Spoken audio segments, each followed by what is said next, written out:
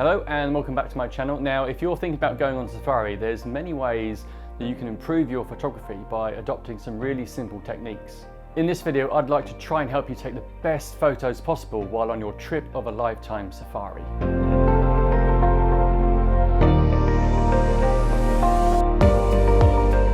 So you finally got around to booking that trip of a lifetime safari. You're going to need some really simple basic tips for taking better photos. So the first tip is a really easy one, anyone can do it. It's basically position yourself so you're lower to your subject. Lower yourself to eye level if possible.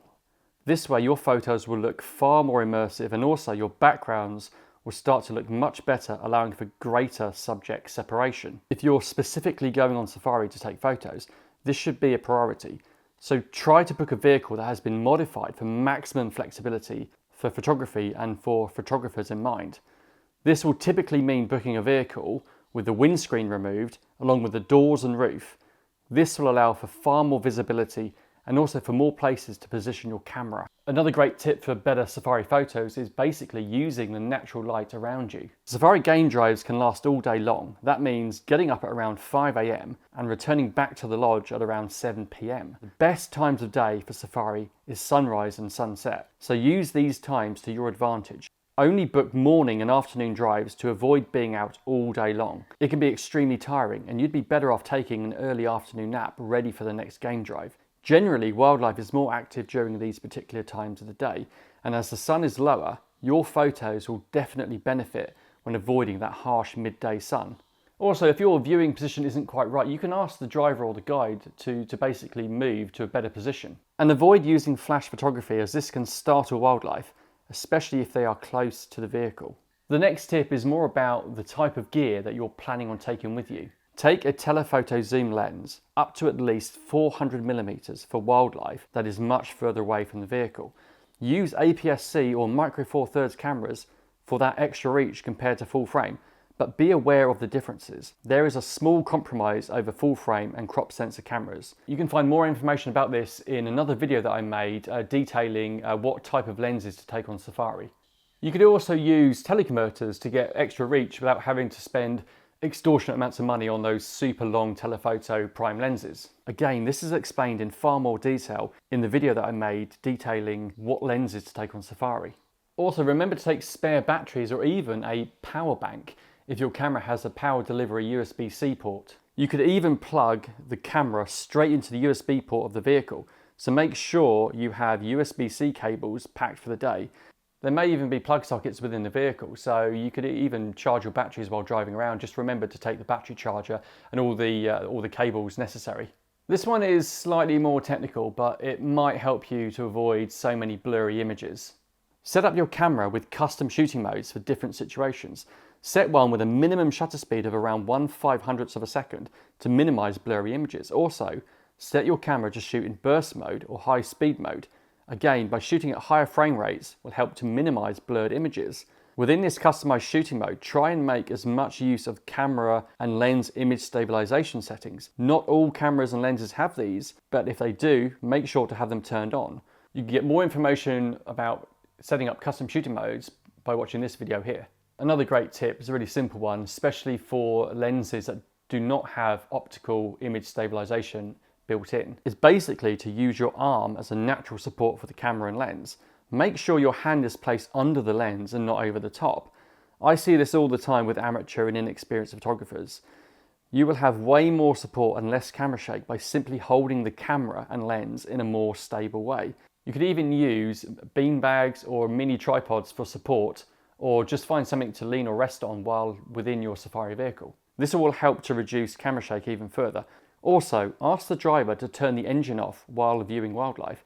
This can also have an impact on your photography. A really simple tip to look after your gear is avoid changing lenses while in the safari vehicle because of all the dust and debris floating around in the atmosphere. Most safari locations may be hot and dry during the high season, so there will be a lot of dust in the air. Also, your vehicle will most likely have an open top and possibly open sides, so you'll be probably covered in dust by the end of your game drives. As I mentioned earlier, it's recommended to take a telephoto zoom lens of up to at least 400mm focal range. However, this could mean missing shots of animals that may approach the vehicle.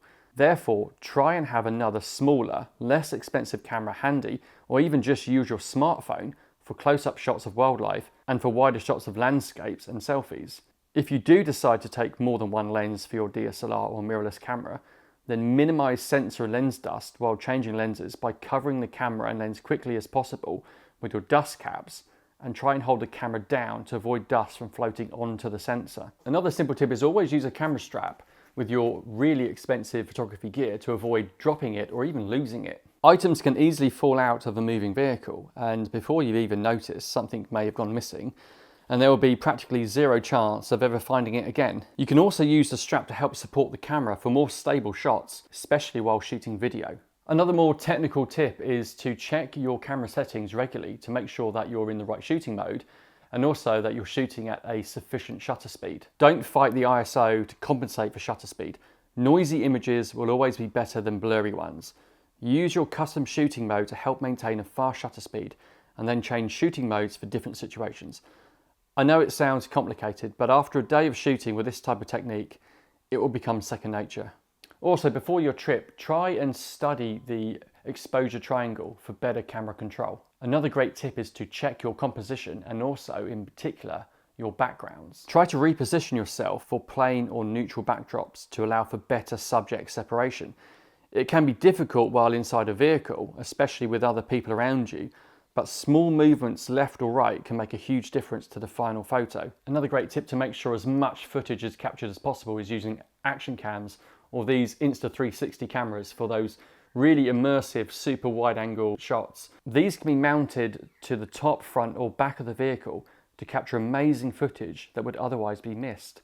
They are also great for taking that quick selfie shot for when elephants or lions approach the vehicle. On occasions, I actually use my smartphone mounted on the hot shoe of the camera so I can get close-up video and photos with the camera and then wide shots with the smartphone camera from the same view. This is a great way to avoid missing those amazing moments when animals have surrounded the safari vehicle without having to put the camera gear down. And finally, my last tip is protect your camera gear. Use the lens hood to protect the front element from dust and debris, and also from scratches and scrapes that might happen when the lens is being kind of knocked around while out on game drives. Put the camera and lens into a bag when not in use, as this will help minimize the amount of dust potentially affecting the lens barrel. Also, consider a camouflage lens coat for extra protection. Use an air blower to remove dust from the front of the lens and also from the camera's image sensor if you start to notice dust spots on your photos. Also, take with you cleaning swabs like this to help clean the imaging sensor. Also take cleaning fluid like this and microfiber cloths, and also lens brushes like this. All of these things will help maintain your gear to a decent working condition, and it will help minimize the amount of dust spots getting onto the front of the lens and also onto the imaging sensor.